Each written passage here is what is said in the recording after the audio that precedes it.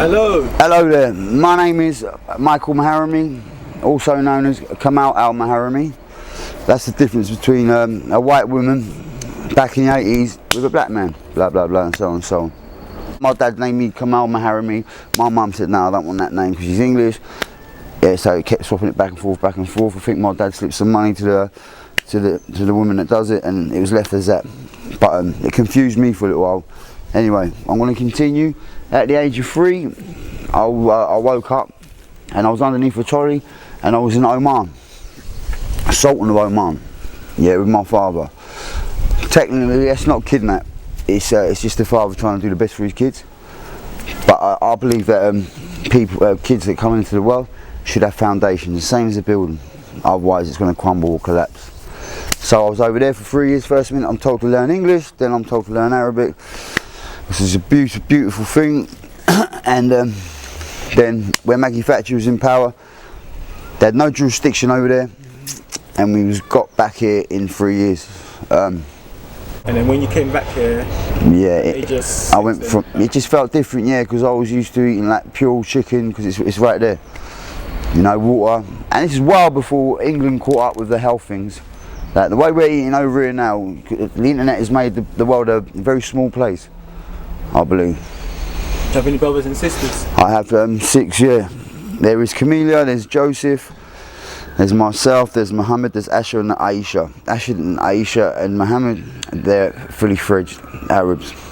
I'm a son of a sheikh. I haven't seen my father since I was 18. There's a conflict at the moment, whether he's alive or not, I don't know. I don't do weakness.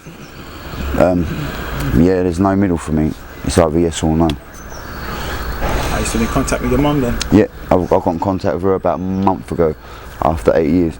Then again, arguing about him. Even to this day now, the woman's so bitter. Yeah, calling him the N-word and a ragging, yeah, to my own father, which is insulting. So, I thought if he's from Oman, is he black from Oman? He was originally born, I'm not getting too much, but he was originally born in Zanzibar, East Africa.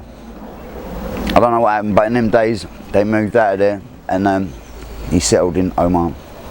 So how did he become a sheikh? A sheikh, I do not know, but through seeing pictures of him sitting and people standing, and then when I first met my sister over here, she had 2 security at the back sort of thing, you know. Yeah, and I look forward to going over there and doing the best I do. But I'm not going to give anyone no sob story. Life is what you make it, and you can do whatever you want if you focus hard enough, and that's the truth. But I couldn't see that before, but for some reason I've woken up and I'm hungry for it. And what was life like for you growing up? Yeah, police stations, prisons, oriented around drugs. Yeah, and it took a long time for me to learn, but here I am now, and I'm 45 years old, and I believe it, but I feel I ain't got nothing, absolutely nothing. When did the drugs start? The drugs, well, should I be saying drugs? Drugs started through smoking a cigarette. That's the gateway. Then it was cannabis. Then it was raves.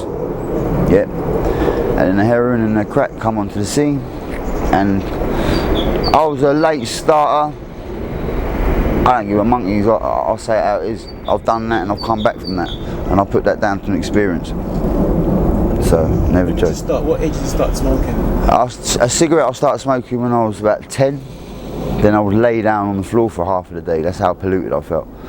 But where I grew up in Oman, having mountains and fresh water and running around and that, yeah, I was very healthy. I was very sporty. And I had an urge to box. But my mum went back it because she was a single parent mum bringing up 2 mixed race kids. And when did you start taking cannabis? That started 12 years old on my birthday. 3 of us went to a place, a town centre, and we bought an 1/8 and a 16th of herbal cannabis and started doing buckets. And then we was doing like crime, and yeah.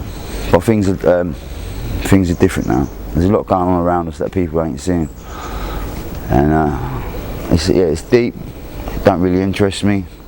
But I believe the higher you go, the more sinister it is. Do you think the weed led you to doing crimes? What, drugs? The Yeah. weed? Yeah, of course. Yeah. Why did weed lead you to doing crimes? To get the money for it, innit, I suppose. It's just the people that are around us. Plus, don't get me wrong, I don't do dodgy things, yeah. I do insurance, whatever. Back then, I paid my penalty, and that's it. And I enjoyed the buzz, to tell you the truth. But I'm a free spirit. I don't want to be locked down 9 to 5 job, getting shitty little wages, paying this, paying that. What do you do now to make money? What do I do now? I'll do charity work, I'll go running, and I'll gamble a little bit as well. And I'll try and survive on my benefits. But there's no drive towards that. I don't want a job. Not unless... I used to work for Hughes and Salvage, a demolition company. Yeah, that was all above board. And I should have stayed there. How did you go from smoking weed to like taking heroin and crack? It was through someone else, I suppose. They opened that door for me, which they shouldn't have done. I was naive to it. At what age? Oh, I started when I was about 29, 32. Look, still got my teeth. So you was quite old? Yeah, so I was naive to it. But the way it came onto the scene, it's just over the country like a blanket. It took a lot of good people down. It ruined a lot of families. Because it doesn't just stop there with one person, does it? They go around, they smoke, and basically they neglect, they hide from their families, this, that and the other. And it's just a waste of life. Was you aware of the... And I wouldn't have even, see this interview, I wouldn't even done this, yeah? But I don't give a monkey's, I'm just going to say it how it is. So if anyone wants to help this guy, yeah, please do. And yeah, I would love to give you my address, or my phone number, I ain't even got a phone. Yeah, that's it. What would you like help with? Who, me? I would like to work for a company, doing something that makes me happy. But I have a plan anyway. My aim at the moment is I'm just waiting for my passport to come, my dual nationality. I'm going to board the plane and go back out to Dubai and yeah, reunited with my family. Because I'm the first son, not the first child, the first son. And he's a stickler for to follow the steps of Islam. In my heart, I feel right. Anything that I want, I will get. It'll just turn up. It's peculiar. Yeah, but seeing is believing, isn't it? Yeah, and this is the test. So why do people go, oh please God, when they're in a little corner, they're going to go, oh please God help me, I won't do it no more. You know what I mean? How do you fund your habit? They do crime, don't they? I'm asking you, what do you do? I don't do it no more. You stopped? Yeah, I've stopped. Don't do it all? I don't do it at all, no. That's it. That's why I'm doing this. That's amazing. But you can go in there and they're all at it. And I just don't fit in there. And it's a constant, like a battle in my head.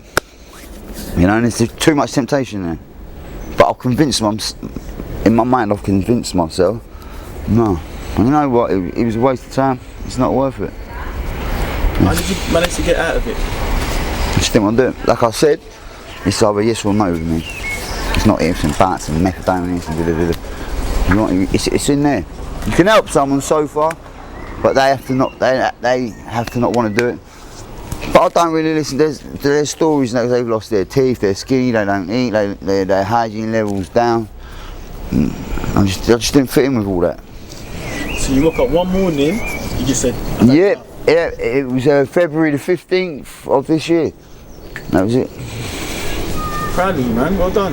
That's amazing. Thank you very much. And how has it been? What sort of reception have you been getting since you stopped? There's jealousy in other people, which I think is good actually, because it's telling me that they're thinking of stopping as well. And hopefully, even if it's just one, I inspire, you know. And a lot of people don't like to tell the truth. It's like trying to get blood out of a stone. Yeah, so you've got to like tackle it more. What's the best words? It's fucking murder, isn't it, when you're on TV talking? But it ain't on TV. Yeah, other way around it, innit? I just stopped. I didn't want to do it. No, I don't want to be a mug, mate. Sorry. I apologise. I don't know if you could explain to us what that process was like, just trying to give it up. Because a lot of people talk about being sick and... Yeah, no, how I did it, I had a little blowout. Look, when I was doing it, I was going into myself. Yeah, I was going into myself, taking myself away from it all, beating myself up. Yeah, I hid it from my family for a long time, and then you become distant and you forget. And then when you get down that end, it's regret. That's what I believe, it's regret. So you need to learn early, really early. It's a fast money thing for these, but yeah, I've had enough of this shit. If anything, yeah, I'd like to bring it into the country. It's coming in somehow, isn't it? So basically... No, I don't want to ruin no one's life. No, I know you don't mean that. So you use the family to actually help you. They actually help you to get off it, don't they? What, these people? The family. No, they don't know. I've just done it on my own. Is it on your own? That's what I want to know. They still don't know. That's something that process. How did you manage to do it? What was it like? It's just in my head. I just convinced myself. I was like, okay, right, stop doing it. First day.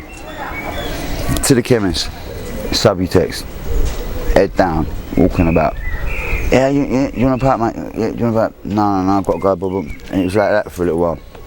And now, it doesn't even bother me. So that went on for, how long did that go on for with Subutex? It's still on Subutex now. Still on it, yeah? Yeah. So for February the 15th, it was on Subutex. Mm-hmm. Did you get any cold turkey, any shakes? Yeah. After 16 hours of not taking heroin, the longer you can go without heroin, the minute you take that Subutex, yeah, it makes you a bit better. Then it's got to get into your system, which takes about 3 days. But after 7 days, you wake up one morning, and boom. But everyone's got different habits. I don't know, some people are weaker, some people are stronger. But I was determined to do it. There wasn't no going back. It was done. But is the temptation still really No. Not at all? Not at all, no. I like money now. I want my cars back. I want my money. And I just want to talk to people and help people. Yeah, and maybe I might get a job as a drug worker.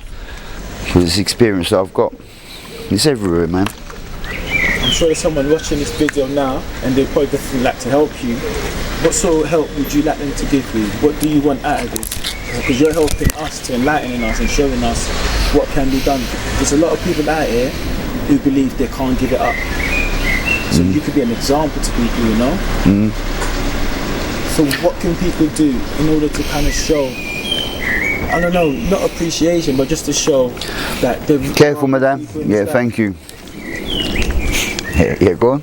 Yeah, so what sort of help do you think we can give you then? Money, man. Give me some money, innit? Give me a van or give me a car or something. I like cars. Yeah, I want to cheat a little bit like that. I just want a normal life, man. Yeah, I just want to be. I want to start my family, but it's too late. Yeah, and it's just like when people went in the war and all that. Like, you just don't want to talk about it. It's embarrassing. It's ugly. But it's in the House of Westminster as well, and it's them not anyway bringing it in there, and then blaming these lot around here, the commoners and that, because they can't see through it. It's all propaganda, mate. It's all being programmed and they're all tuned in. What's the best feeling of being sober? What's the most amazing? Just feeling normal.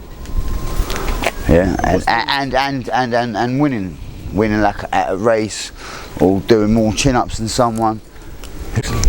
Yeah, and I think, yeah, look, I've caught up, but I don't tell them that. And that's that. That's normal to you. That's what you class as being normal. Yeah. You feel like you've won. I'm smiling now. I'm talking to, no, I wouldn't have done this. You see that woman there? She was mostly just, not the one that went behind me, the other one. She was mostly picked up and off. And then she said something about dark light. She said, nah. Because she's agitated and she wants to go and take her drugs. And I can see, I couldn't see before. Yeah, I couldn't see before. I feel sorry for them, man. They're caught, they're stuck, and it ends in tears. It ends. They get enough support. Yeah, well, they're just we're all humans at the end of the day, innit? But there could be a lot more done. It should be done a little bit harsher. Harsher? Yeah. So you feel that... Get activities going, innit? Keep them moving and that. Slowly distance them away. Come out of the area. I know it's everywhere. Come out of the area, change your friends.